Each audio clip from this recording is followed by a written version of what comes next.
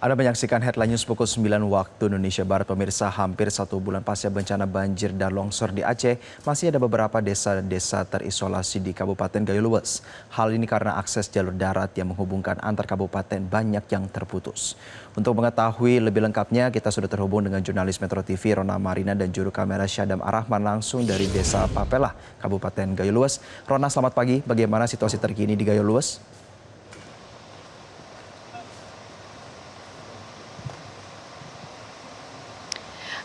Ya, baik Jose, kondisi terkini di Kabupaten Gayo Luwes terutama di kotanya yakni di Kecamatan Blangkejaran hingga hari ini pun masih ada pemadaman listrik bergilir. Contohnya ini polanya misalnya menyala dari pukul 4 subuh hingga pukul 8 pagi, namun setelah pukul 8 pagi hingga pukul 4 sore nanti akan mati begitu ya. Begitu juga dengan malam hari ketika sehabis pukul 21 waktu Indonesia bagian barat begitu. Namun memang yang menjadi catatan Jose, karena memang Kabupaten Gayo Luwes ini adalah dataran paling tinggi dibandingkan dengan daerah-daerah Aceh yang lainnya yang terdampak bencana, di mana memang awalnya kiriman banjir dan juga longsor ini berawal dari Kabupaten Gayo Luwes menuju ke Aceh Tamiang, Takengon, Aceh Tengah, dan lain sebagainya. Maka yang menjadi perhatian adalah infrastrukturnya, di mana ketika kami kemarin juga berjalan untuk menembus ke salah satu desa yang masih terisolir, yakni Desa Pining, Kecamatan Pining, Kabupaten Gayo Luwes. Ini kami membutuhkan waktu 6 jam saja, ini belum sampai di lokasi dengan melewati lokasi-lokasi yang berlumpur, kemudian tanah merah dan juga licin, sehingga kami kemarin juga harus dibuatkan jalur baru karena jalur daratnya ataupun aspal aslinya ini sempat amblas dan juga terputus, sehingga masyarakatnya untuk memperoleh bantuan mereka harus berjalan selama 12 jam berjalan kaki dari Desa Pining menuju ke posko paling dekat yang diberi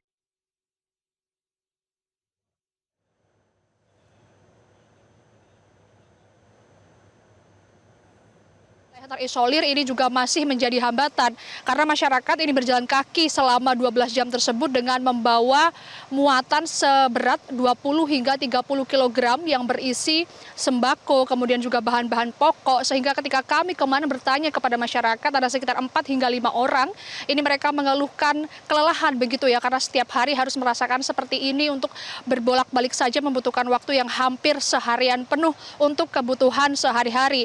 Bahkan dari itu, meskipun dari pemerintah daerah dan juga dari pihak tim gabungan kepolisian juga sudah mencoba menembus ke Desa Pining ini sejak pertama kalinya bencana kemarin, namun memang aksesnya masih sulit sehingga diperlukan adanya suplai dari alat berat yang lebih banyak ataupun dimaksimalkan begitu. Karena meskipun demikian kami memang melihat ada beberapa alat berat namun jumlahnya masih terbatas sehingga infrastrukturnya pun juga belum pulih begitu. Dan ini pun juga yang dikeluhkan oleh masyarakat, dan salah satu hal lainnya lagi yang dikeluarkan oleh masyarakat adalah terkait dengan penerangan, yakni listrik. Listrik untuk di Desa Pining sendiri ini hingga pada hari ini masih mati total, sehingga ketika kami berjalan semalam pukul 19.30 kami harus berbalik arah terlebih dahulu, sehingga saat ini kami posisinya berkemah di Dusun Papelah, Kecamatan Pining, Kabupaten Gayo Luwes, yang masih membutuhkan waktu 4 hingga 5 jam untuk sampai di Desa Pining.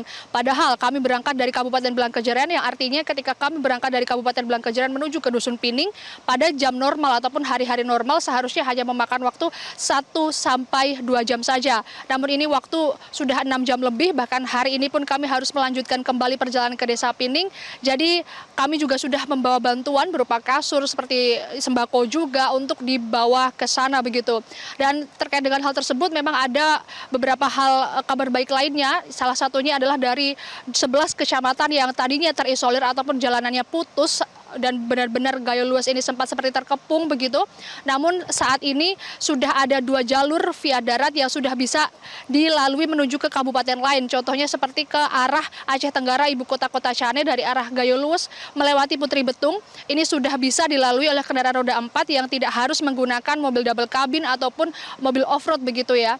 Dan untuk hal tersebut Jose, kami setelah ini akan segera meneruskan kembali perjalanan ke Dusun Pining. Semoga kami bisa menembus ke sana untuk menyalurkan bantuan dengan segera. Demikian Jose, kembali ke Anda di studio. Baik, terima kasih rekan Rona Marina atas laporan Anda. Jaga keselamatan Anda dan selamat kembali bertugas. Pemirsa, demikian headline news untuk saat ini. Sesaat lagi program Selamat Pagi Indonesia akan kembali untuk Anda. Sampai jumpa. Download Metro TV Extend sekarang.